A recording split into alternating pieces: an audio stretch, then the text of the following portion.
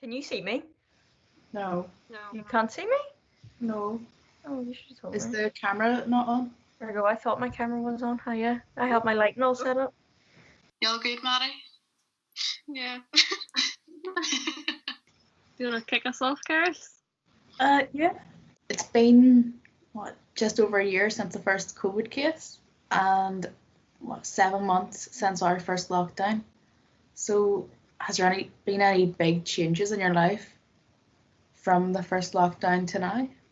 Yeah, I'm studying environmental science at Manchester Metropolitan University. When we started our second year, it was all face-to-face at the beginning, and they said, oh, maybe some of it might change to online.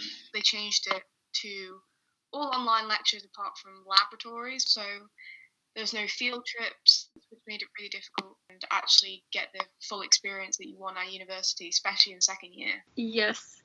Moving to online classes has been such a change. Having to communicate with everyone online, it's been such a jump. And I know a lot of people do dislike moving online and find it really hard to focus on work. As someone who's really shy, can't communicate with people, I've been enjoying the fact that I can just send a message and send it off and that's it, done. But I also have equally found that I'm working from when I get up in the morning right the way through till I go to sleep, and there's no break, there's no downtime. Yeah. I wake up, I roll over, I turn on my laptop in bed, lie there in the dark, and like do my work. And it's just like kind of the monotony and like lack of movement. I also think that's just like my laziness. I could easily go for a walk. Yeah, if I can get away with it, I will just do class in bed. Yeah, so I think that's kind of a struggle, like of going from like relaxed mode into like a work headspace, and then being able to transition back. I mean, I'm kind of similar, especially at the start of lockdown. Work started putting my hours up, just trying to accommodate the customers' demands. I was an essential worker. I was still working throughout the first lockdown, and I'll be working through the second one.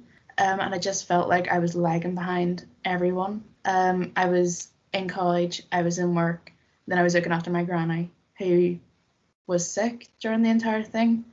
And it was just a constant like a repeat every single day. College, work, look after my granny, sleep. I feel like the last 6-7 months have just been like one big long week.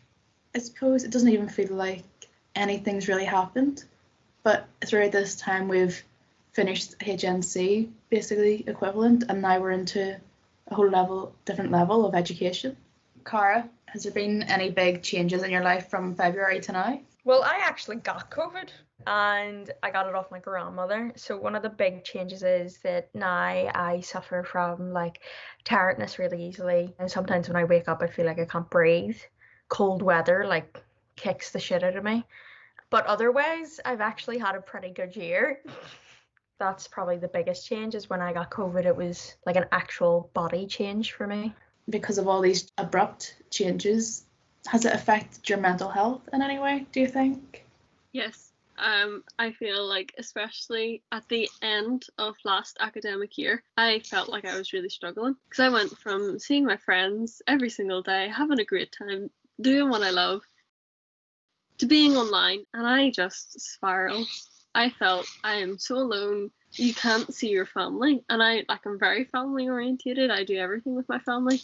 I have a really positive relationship, but it was for the purpose of keeping everyone safe. And it was the little times that, lockdown was lifted and restrictions were eased, that you did get to see your friends. It felt like a victory. And I think that's what kind of got me through, just the hope that something better will come. Oh, definitely. Oh, God, yes, definitely.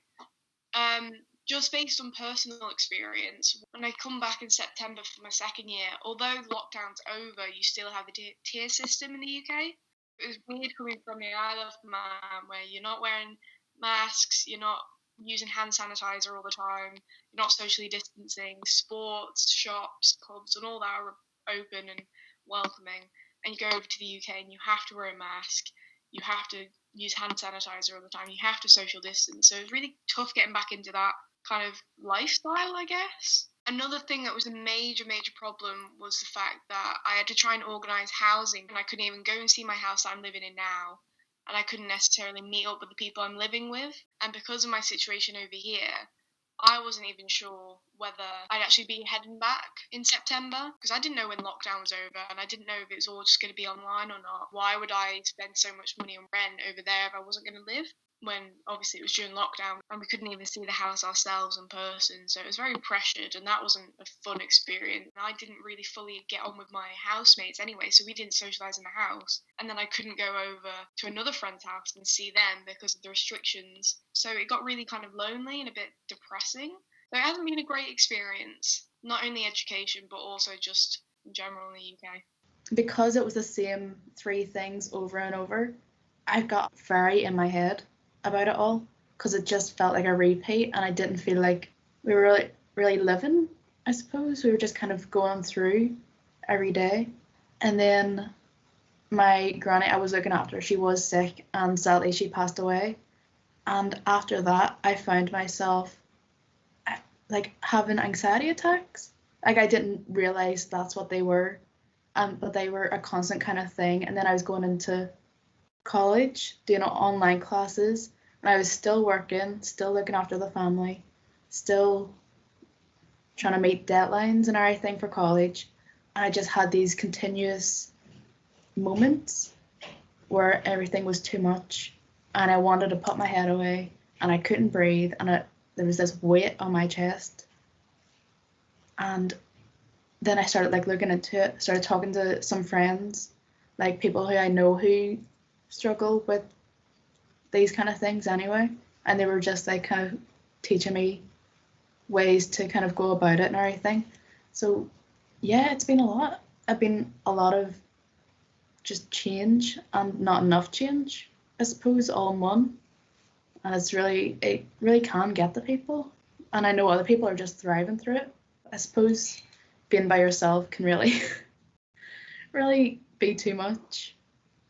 Just to wrap this up, have you picked up any new hobbies or habits because of COVID? I watch things really quickly. Like, I have to finish what I'm watching before I can do anything else. Oh. So I'm watching Grey's Anatomy at the minute. I started it on the 17th and it's now the 23rd, so that's 26 days later. I am on season 6 and there's 24 episodes per season, and I'm already on season 6, halfway through it. Are you getting any sleep? I kind of agree. I definitely watch a lot of movies and a lot of TV shows. I love documentaries. I crocheted up a storm at the start of the pandemic and made 5 baby Yodas. I feel like I've gravitated towards more indoor hobbies. Like, I like to go out and take photos and go for walks, and I really enjoyed going to the cinema. But you can't do any of that now. So I find that I've been doing a lot more like online watching, going to the cinema, but it's just on like Disney Plus and using like a Zoom platform or something like that. Yeah, any time that I do I don't even watch new media. I keep on like going back to old movies I loved, or old TV series I've loved, or old book series. They're just comforts, I suppose, because I know I like these. I know I'm not wasting my time. Anything you want to add in before we wrap this up?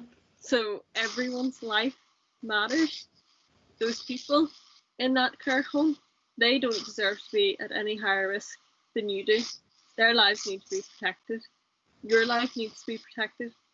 You need to also look after yourself, no matter how small. If it is getting out of bed in the morning, that is an achievement in itself. And you matter. Everyone matters. And that includes you. Well, thank you for sitting through this and giving us your whole life experience. It's alright.